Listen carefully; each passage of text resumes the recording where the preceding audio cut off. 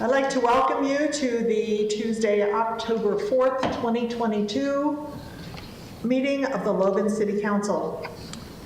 Our opening ceremony this evening is Dr. Ed Stafford, and he's going to share with us a project that Logan City helped start and what's going on with it right now. Great, thank you. Again, my name is Ed Stafford, and I co-lead the Utah High School Clean Air Marketing Contest, which was initiated in 2015 at Logan High School. And I want to thank the City of Logan and the Municipal Council for your support over the years. Every year, we get punch passes from the Aquatic Center that we use as prizes for the teens.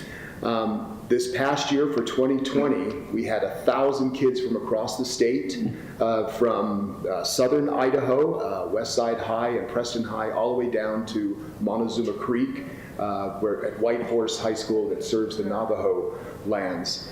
And so the contest integrates art, environmental science, and savvy marketing, where the kids create public service announcements to encourage teens to not idle their cars, to take the bus, to carpool. And over the years, it's grown. We had 1,000 kids this year. We had 60 finalists across the state. Each one of those got $50 gift cards. And we had 23 state winners, each one winning $100 to $250 cash. So we had about $6,000 in prizes that we gave this past year. It looks like we'll be doing that again this year. And again, it's from support like from the City of Logan and from businesses here in Logan, Cache Valley, and across the state. And I brought a handful of a few of the winners that I thought I would share with you that you can see. This is wonderful. See some of the public service announcements that the teens have created, and we use these for education outreach across the state. So again, thank you so much for your support, and thank you for allowing me to share this with the council. Thank you for your leadership. We missed seeing them last year. Oh, well, we unfortunately for COVID, we did have to postpone for the year, but then we came back bigger and better last year. This year, we've already got about 500 teens working on the contest already. So. Ed, can you tell a little bit about the process? Yes.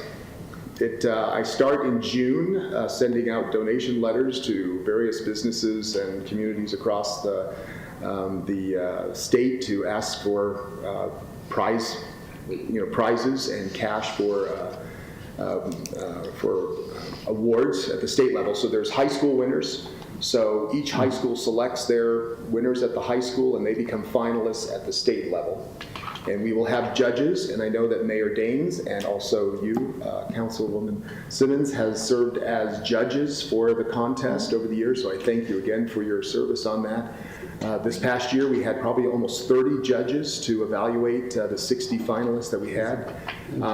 The awards are done at the Nora Eccles Harrison Museum of Art, so the second Saturday of every February, we now have that designated as our awards ceremony, and we had about 100 parents and kids there this past February where we issued all the prizes and awards for that.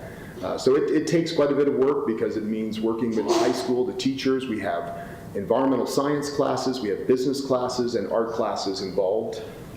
So each kid kind of brings different kind of talents, whether it's kind of business savvy or if it's artistic savvy to the process. And I think we've engaged probably thousands of teens since 2015 on this process, so it's been a lot of fun. And 2 of the winners are now marketing majors at the Huntsman School, so I'm actually going to be teaching them as a professor. So they see me as as somebody coming into the high school classes, giving a presentation on that. Now they're going to be taking my marketing courses. So I'm kind of excited to see them, as a student at the Huntsman School. So. That's wonderful. Anybody else have any questions at all? I just am thrilled with what you're doing. A lot of these are pretty well thought out. Yeah, they're amazing, and every year they get better and better, and that's why those were some of the better ones from 2022. We had 23 winners, and again, it's amazing the creativity that the teams bring to this process. So. All right, thank you. Will you join me in saying the Pledge of Allegiance? I pledge allegiance to the flag of the United States of America and to the republic for which it stands, one nation under God, indivisible, with liberty and justice for all.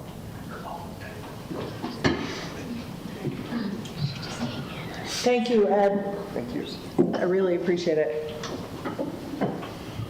I think sometimes we don't realize the impact that we have when we start something like that. So I was glad that he was willing to come. Now on our agenda, we are at the time where we accept the minutes and approve the agenda for this evening.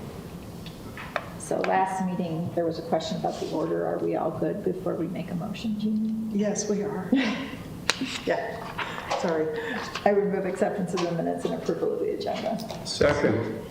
It's been moved and seconded. All those in favor, please say aye. Aye.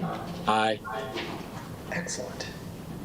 So since we have Mark on Zoom, do we have to do roll call voting? Or is the fact that we can see his face and hear his voice good And enough? he's the only one on Zoom. It's probably okay because the four are here present, so Okay. we'll know it's him. All right. Super. Our 2022 regular meeting schedule is the first and third Tuesdays at 5:30.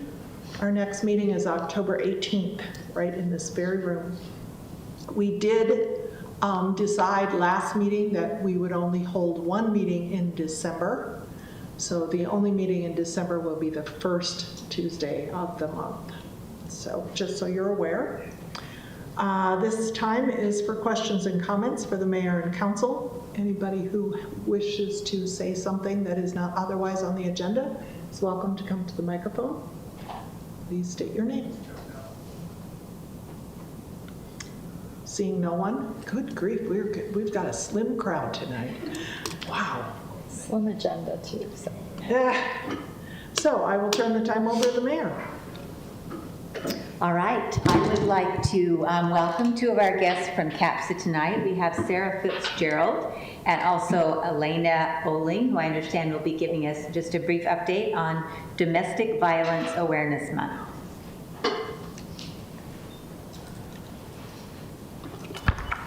Thanks for inviting us to be here. It really is a privilege to be able to, in April and October, be able to go to the city councils across our valley and the Bear Lake area to really share the work that we're doing. And we hope to kind of inspire you to be involved as much as you are, and to encourage your city members to also be involved in this work, as well as to be a support. And so, like has been said, October is Domestic Violence Awareness Month, and throughout the year, we have the opportunity to help survivors who've experienced domestic violence. And although we wish this wasn't a problem, we wish this wasn't something that's facing our community, it is. But that being said, we're happy to be able to provide individuals, I'm like, how far back do I need to go? To be able to provide individual support that is tailored to what their needs are. We recently had the opportunity to have a meeting, a lunch meeting with law enforcement. And someone asked this officer to share what they thought our community would look like without a resource like CAPSA. And he remarked that he doesn't really know because CAPSA's been around the whole time that he's been an officer, but he said, I think CAPSA or the community would be really different.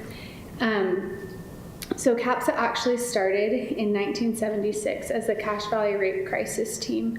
So shortly after beginning, law enforcement began using this team for domestic violence. Thad and Jenny Box are our founders, and that, at the time, Thad was serving as the Dean of College of Natural Resources at Utah State. And one day Jenny came home and said, we're going to shelter families in our home. And he'll tell you now that he doesn't learn very quickly, but he learned quickly that domestic violence was a problem in our community, because that first week, law enforcement brought 3 families to their home. Our community has greatly since then benefited from collaborative efforts of individuals across our communities. And I want to talk now for just a minute. I think we often, like this officer, we don't know what a community looks like without CAPSA because it's existed here for so long. But I want to just take a minute and explain a little bit in relation to our numbers and the individuals we've served, what our community may look like if we didn't have this resource. So if CAPSA didn't exist, that's 2,000 individuals who would have not had supportive services, social supportive services following a domestic violence incident, sexual assault, or rape. Meaning that last year we were able to support 2,000 individuals who came through our doors. There would be over 8,000 unanswered calls for help. Within a fiscal year, we average about 8,000 crisis calls. Nearly 300 individuals would have no place to safely escape to, meaning that they and their children would likely be left without a safe place to sleep. Our shelter, on average annually, we shelter about 350 individuals. Thousands of individuals would not have had advocacy or therapy to help them heal from their abuse. 400 individuals would be left without safe places to learn and process and gain a support network, as that many individuals have been able to access our support groups. And 89 families would be left without a long-term home following the escape from abuse. Our transitional housing program, we own 21 homes in Logan, and so last year we were able to house 89 families.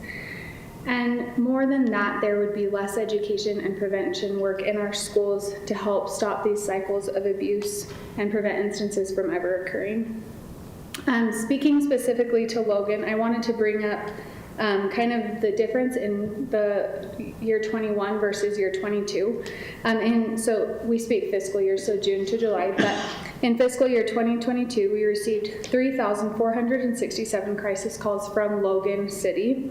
That is up almost 1,000 calls from 2021. In fiscal year 22, we supported 718 unduplicated clients, which is up from 462 in 2021. We have nearly 14,000 service records for the last year, up from about 12,000 in 2021. So as you can see, this problem unfortunately is not going away, but we just want to now speak to what you can do.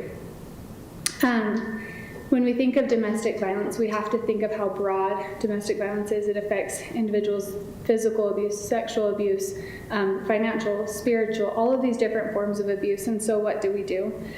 And what we're asking you and community members is to stand for someone, to be able to recognize the warning signs of domestic violence and to let them know that there's help available, that there's a resource in our community that's available and wants to support them on their journey to healing. And so I've brought a couple posters. We invite you to hang these posters in places where people in your community can see them, which say this October, we invite you to stand for someone. I've also brought several purple ribbons, which we'd invite you to wear just to show your community that you support them if they are a survivor of domestic violence. And Sarah is actually going to pass these out for me. With that, do you have any questions? Thank you for that report. Absolutely. Appreciate that. Thank you. All right, and I'll just go ahead with item B under Mayor and Staff Reports, the Cultural Arts Grants. We just wanted to let you know that, the city spends a considerable amount of money on recreation programs throughout the city. And I don't remember when it started, it's been going for a number of years, but we did decide to add a cultural arts component to that. And so we have $24,000 a year that's budgeted, and local arts organizations can apply for that. So I'll just, to recognize them, I'll read a list of those that were selected. We have a committee that selects that. We have a couple of council members on that, as well as other citizens.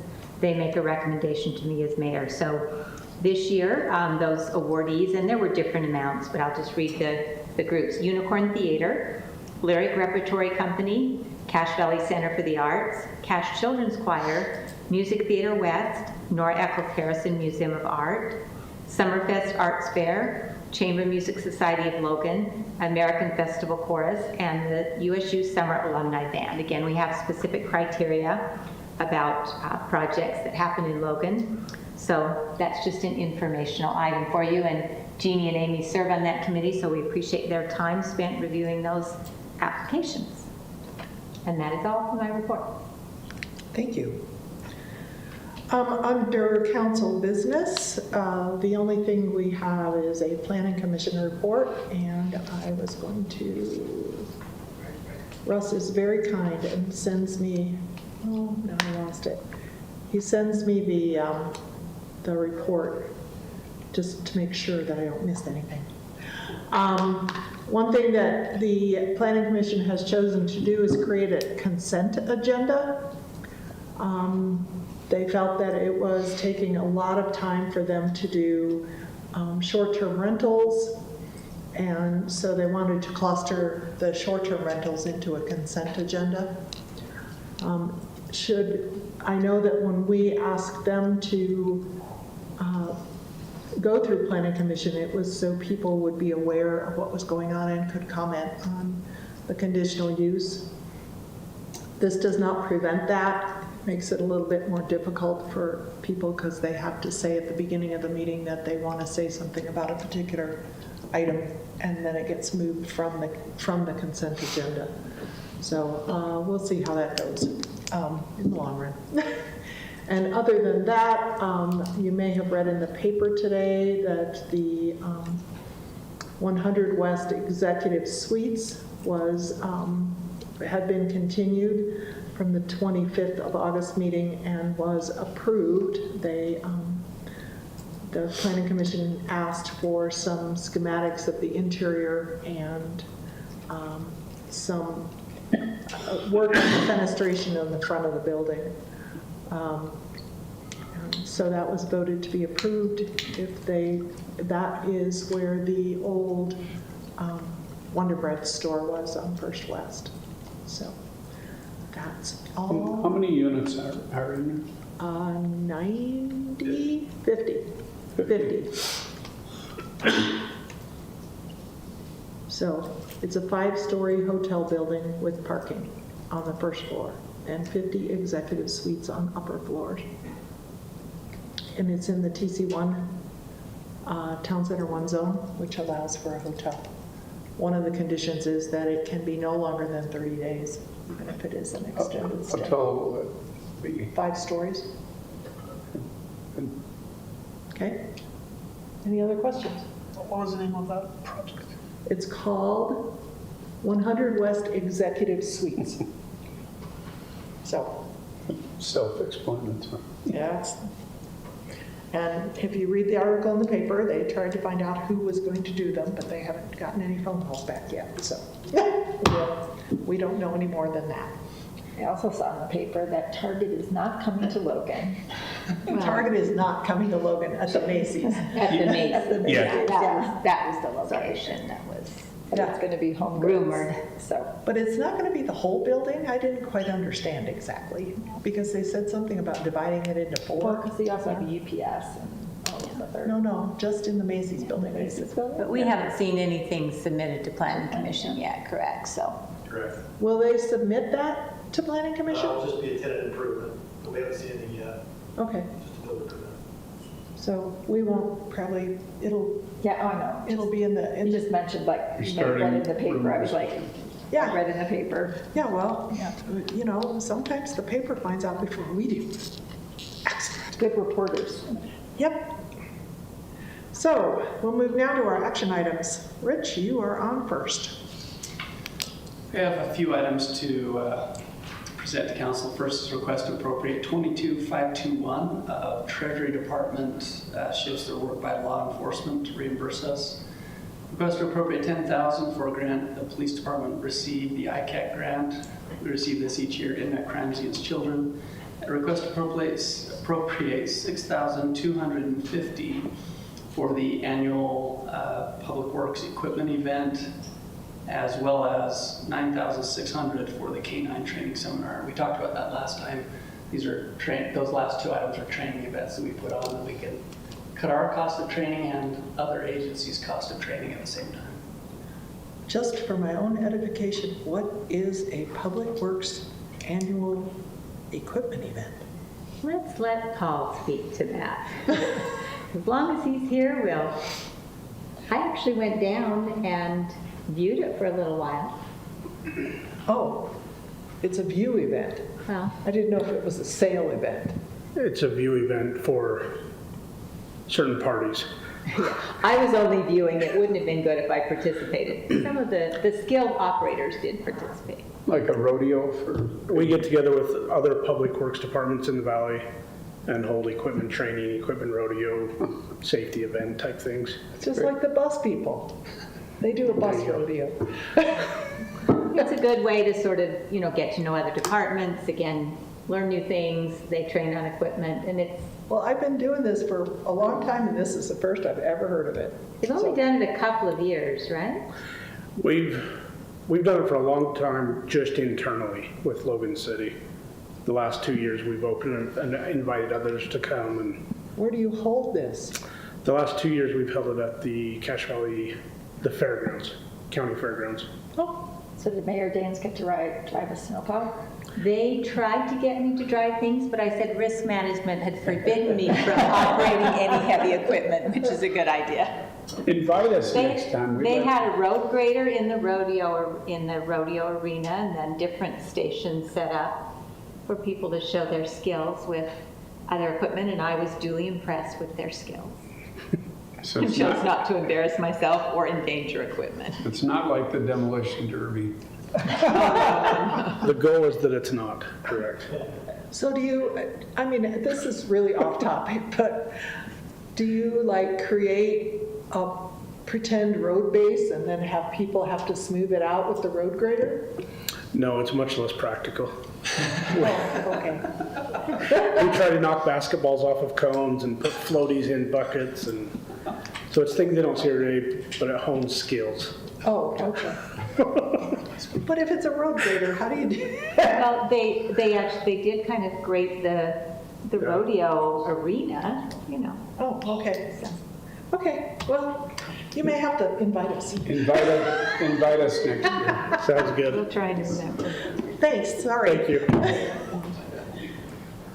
Does anybody have any questions before I open it up to a public hearing? This is a public hearing. If there are any members of the public who wish to speak to this, please come to the microphone, state your name, and take 3 minutes or less. Seeing no one, I'll bring it back. I move acceptance of resolution 2241. I'll second that motion. It's been moved and seconded. All those in favor, please say aye. Aye. Aye. I should ask you, Mark, if you want to talk, you just have to talk, right? I will take advantage of that opportunity every chance I get. So where are you exactly?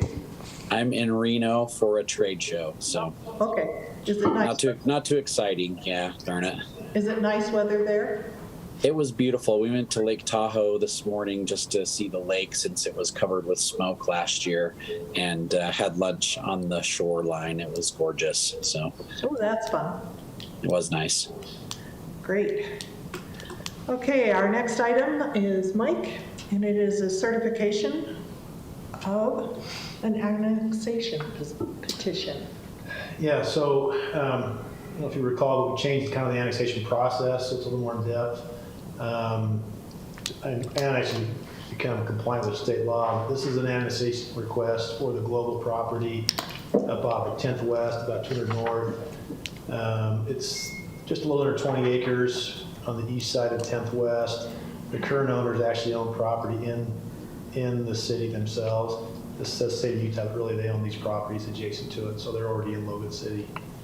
The FLUP calls out for industrial. Current zoning obviously around it is industrial, and the proposals go to industrial. So as far as process goes, treats it, certifies it as the city recorder. You as the city council need to accept the application, or you can reject it. If you accept it, then it just goes through the process. It gets vetted, it goes to planning commission, and it comes back to you for a formal public hearing, I think in December. So it says 2,000 north? Approximately. How close is it to the airport? Well, here's the state of Utah. This is the Jubilee Hall right there. Airport is north by, what, half a Oh, mile? I'm really confused. North, The airport 2600 north? this is south of the airport. This is south of the airport. Airport's 26, right? I don't know. Yeah, Airport Road's 2600 north? So is it 25. within the airport authority, is it within the airport overlay? Yes, it is. So they've been notified of it. Okay. That was my whole question. They would have to build within the restriction. Yeah, they've got an envelope they Yeah. will have to meet. But what they want to do on the site is basically cold storage warehousing. They have tenants lined up. They didn't say who.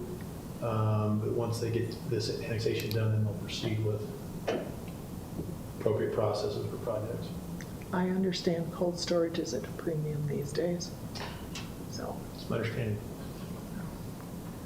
okay, do we just need to certify by voice vote? Actually, the first step of the process is that you will accept or deny the petition.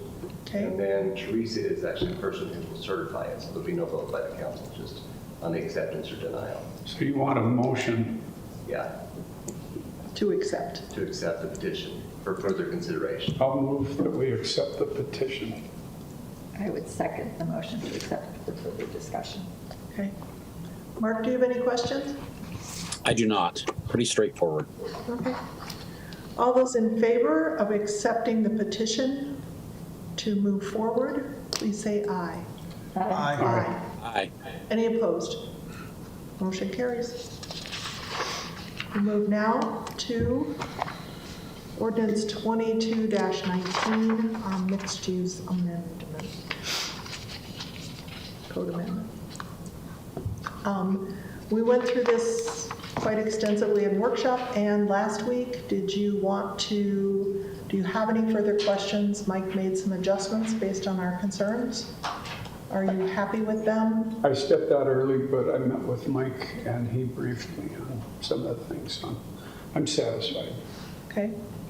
Amy, do you have any questions or It's a lot concerns? easier to read without all of the red, and I'm comfortable with that. The changes we discussed are appropriately integrated into this. How about you, Ernesto? You good? I did have one question, and trying to find where it is here and there.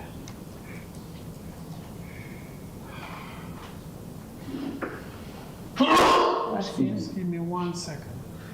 No problem. Sorry. No worries.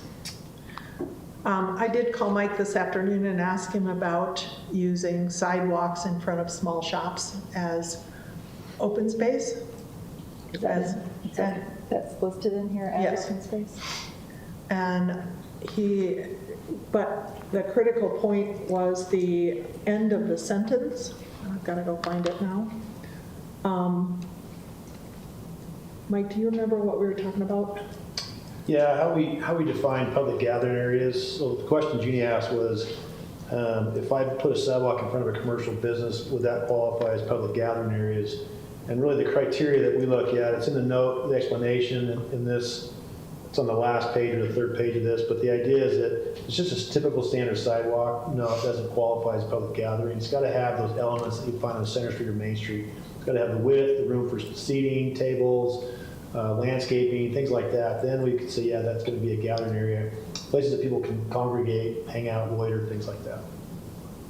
It shows us sidewalks for commercial 15 feet, Right. which is ample, good. Right, so we did that in order to provide, you've got that minimum ADA requirement of people walking back and forth, and then the stuff on the sides of it is really where you can put in a small table, you could put in a planter, things like that.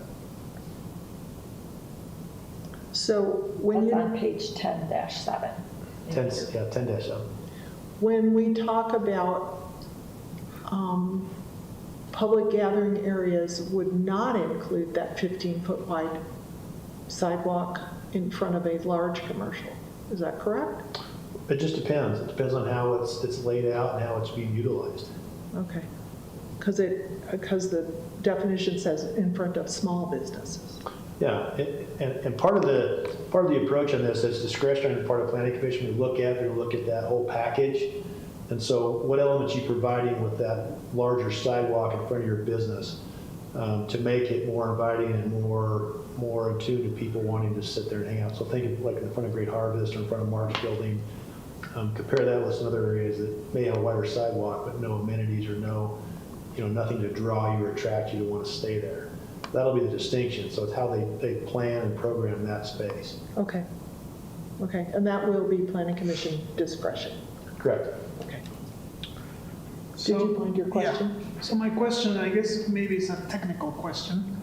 On page, let's see, page 5 of the document that you sent, or that is part of the packet. In the box, it starts with the title residential density. 1, 2, 3, 4, 5, 6, the 7th cell, which says commercial uses required on ground floor. It reads, all buildings or portions thereof fronting onto an existing or planned arterial or collector street as designated on the Logan City Transportation Master Plan shall have at least 50% of the ground floor designed and built for commercial uses. Does that leave room for misinterpretation of design and built rather than saying used or commercial? No, because what we're saying is that if you put a building along an arterial or collector, the front half of that building, at least the area that's fronting the street, has to be designed and built for commercial. So it may not happen where it's actually used today or tomorrow, but it's built for commercial activity. So a restaurant may go in there in a year or 6 months or 12 months, whatever else. So I guess what I'm trying to say is if they rented out as that space as residential, but it was designed and built for commercial. Yeah, under this, they couldn't do that. Okay. Yeah. Could not? Cannot. They can do the back half or the portion of the building that fronts onto the parking lot would be okay to do residential in it, but the 50%, the majority of the building that fronts onto that major street has to be commercial. So I understand what you're saying, but what I'm trying to ask is the technicality of what is being written here.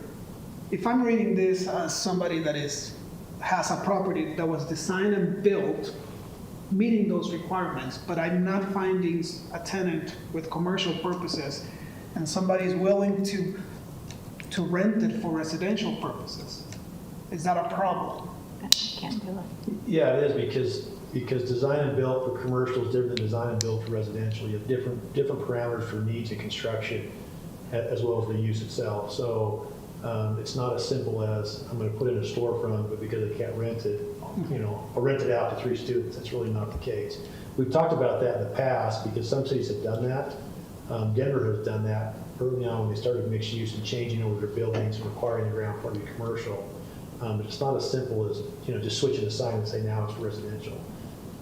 The intent behind the code is everything on that major street has to be prepared for commercial activity. And so if it's going to sit vacant, it's going to sit vacant if you put commercial use in it. And what is the consequence for somebody doing exactly what I was just? Well, they have to get a building permit from us in order to do a residential use in there, and we wouldn't issue it. All right, thank you. Yep. Any other questions? We will not be having another public hearing on this, so if you are ready, I will entertain a motion. I would move acceptance of ordinance 22-19. I'll second the motion. It's been moved and seconded. Is there any further discussion? All those in favor, please say aye. Aye. Aye. Excellent. Thank you. We did it. I think this will be great. Hopefully we did it right. Yeah, Hopefully we did it right. I think We it's thought we good. did it right before. We'll So- probably have another version coming up too. Well, we'll wait a little while, I hope. Okay. But anyway, we'll move now to our workshop item. Rich? A few items to consider. The first is a request to appropriate $64,167 for a community development grant to mitigate homelessness. A request to appropriate $300,000 of reserves in our 911 fund for radios. These are restricted for that same purpose. So it's a request to appropriate restricted reserves of $300,000. A request to appropriate $5,460 for police overtime shifts, and a request to appropriate $11,400 for a grant. It's the Bulletproof Vest grant that we receive each year. Any questions? Do we have any outline of how the 64,000 in funds are going to be used to help reduce homelessness? Has that been Yes, so planned? that's a little bit like the CDBG grants. We get this money from the state, but then we sub-grant out to CAPSA and to BRAG Okay, to provide the services. And I don't remember what the exact amounts are. We're going to split down the middle, half and half. okay, thank you. So, but those two organizations use it for mitigating housing Okay. issues. That's good. Any other questions? Any other considerations? Nothing? Did a great job. We are done. I was going to ask the same thing.